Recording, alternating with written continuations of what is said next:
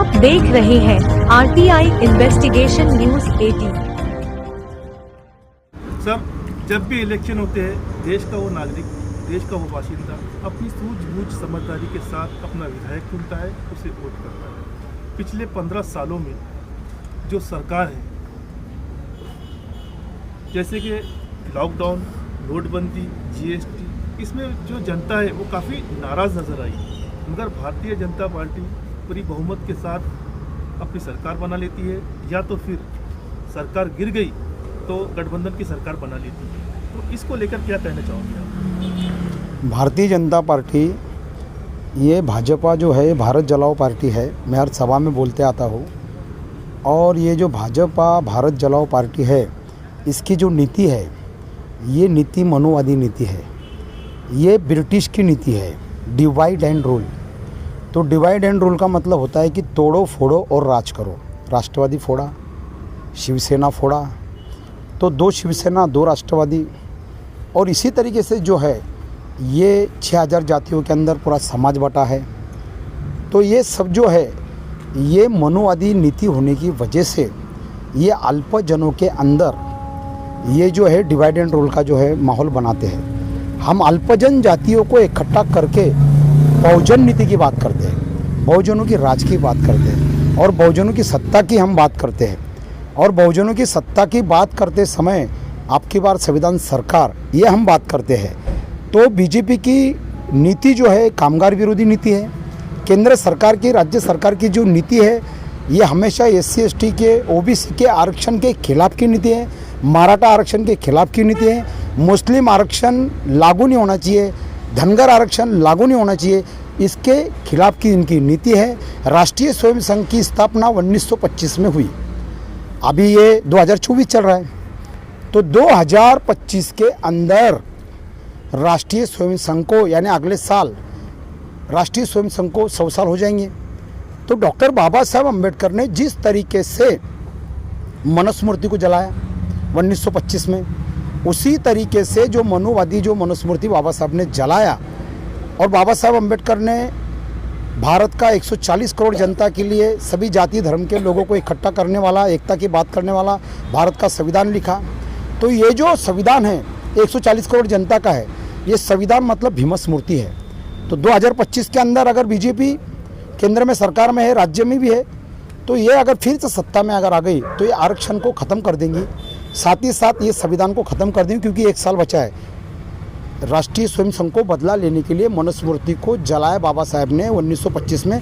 2025 में ये भीमस्मृति संविधान जलाना चाहती है, यानी बदलना चाहती है। उनके कई नेता संविधान को जला भी चुके, संविधान के बदलने की बात कर भी चुके हैं, और संविधान पुनरावलोकन समिति उन्होंने बनाया भी है। जैसे कि आपने सवाल पूछा, बहुत अच्छा सवाल पूछा, लोग नाराज़ है फिर भी सत्ता में क्यों आते हैं? तो सत्ता में आने का कारण ये है कि उनके पास EVM है, और EVM का जो है EVM को भी वो ऑपरेट करते हैं।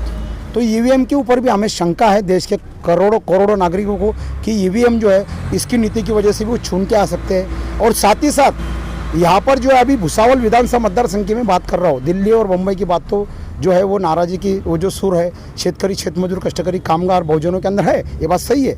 लेकिन उससे ज़्यादा बेरोजगारों के अंदर जो आक्रोश है भुसावल विधानसभा मतदार संघ के अंदर है। बेरोजगारों के न्याय की बात नहीं हो रही, उनको रोजगार देने की बात नहीं हो रही है। यहाँ पर जो किसानों को न्याय देने की बात नहीं हो रही है, कामगारों को न्याय देने की बात नहीं हो रही है, महंगाई, गरीबी, बेरोजगारी के लिए बात नहीं हो रही है, पानी, बिजली, रास्ते, इसको लेकर के बात नहीं हो रही, विकास की बात नहीं हो रही है। तो इसके अंदर जो है बड़े पैमाने के ऊपर आक्रोश है कि आमदार संजय सावकारे 15 साल से सोया है, उसका जो है जनता का आक्रोश वो नहीं सुन पा रहा है।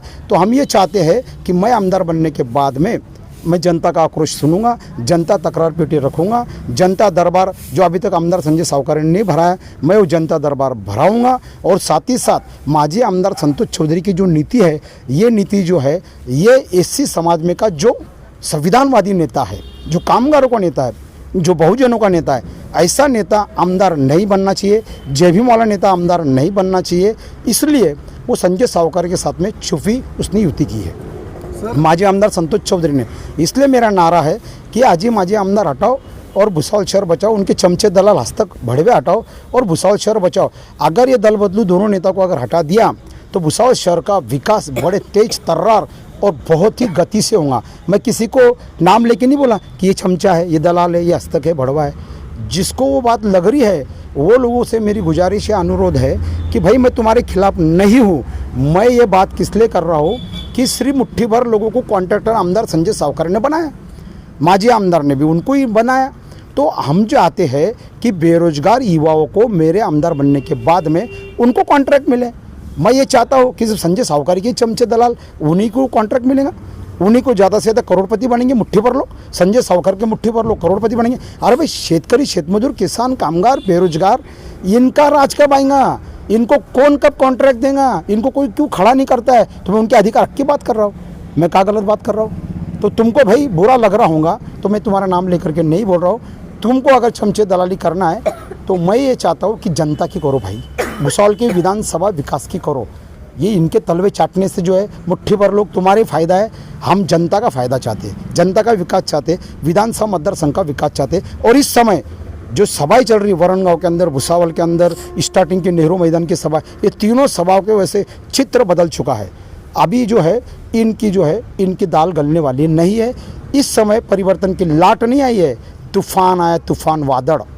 और इसके अंदर जो है तूफान में जो है ये पाला पाछोड़ा, ये कीड़े किटकुल, ये जो कुछ भी जो लोग हैं, ये आजी माजी आमदार और उनके जो लोग, ये डॉक्टर लोनीकर, ये सब इसमें जो है ना पूरे भुई सपाट होने वाले हैं।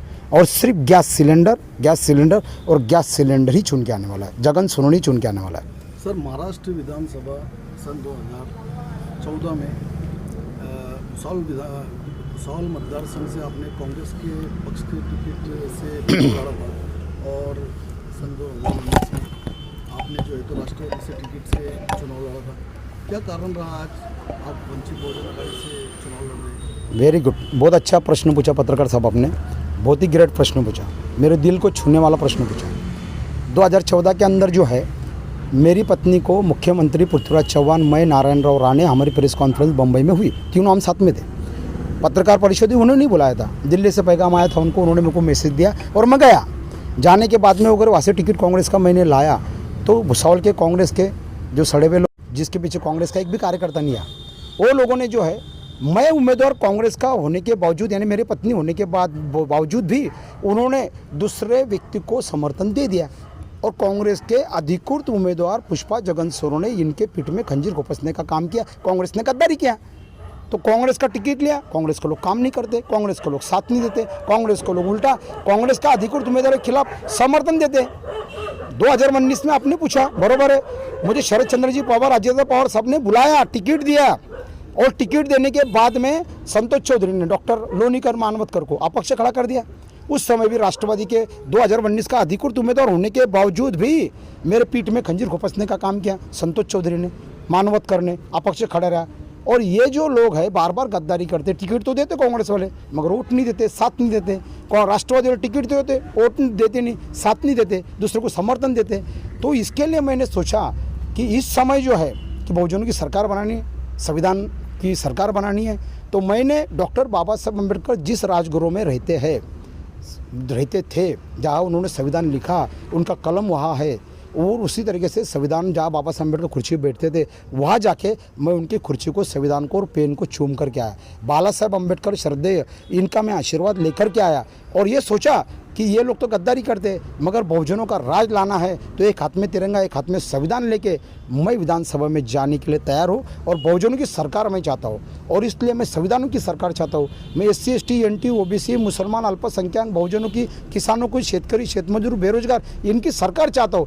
इसलिए मैंने ये गद्दारी को देखते हुए वंचित बहुजन आघाड़ी का टिकट लिया ताकि इस समय जो हमारे बलबूते पे, हमारों पैरों पे जाएंगे। वोट हमारा, राज तुम्हारा नहीं चलेगा भाई। अभी वोट भी हमारा और राज भी हमारा, हम खुद हमारे पैरों के ऊपर जाएंगे। इनकी बैसाखी की अभी हमें जरूरत नहीं। बहुजनों की सरकार, बहुजनों के राज, संविधान का राज। सर, भुसावल की जनता आपको विधानसभा में अगर चुनकर भेजती है तो आप किस तरीके का, आपका मैनिफेस्टो क्या कहता है, किस तरीके का विकास आप भुसावल तालुके करेंगे? मैं यहाँ पर बेरोजगारों को जो है रोजगार देने का काम करूँगा, बिजली, रास्ते, पानी ये देने का काम करूँगा। भुसावल विधानसभा मतदार संघ के अंदर ये जो Deepnagar factory, Varangaon factory, Bhusawal factory, SC ST कर्मचारी, जो ST कर्मचारी है, रेलवे कामगार है, ये लोगों को जो मैं न्याय दूंगा। किसानों को जो है उनको न्याय देने का काम करूँगा। यहाँ पर जो है जनता दरबार भराऊँगा, जनता तकरार पेटी रखूँगा और साथ ही साथ जो है पूरे भुसावल शहर के अंदर मैं जो है एसटी बस चलाऊँगा। भुसावल विधानसभा मतदार संघ के अंदर जो है मैं बड़े पैमाने के ऊपर जो गुनहगारी ख़त्म कर दूँगा।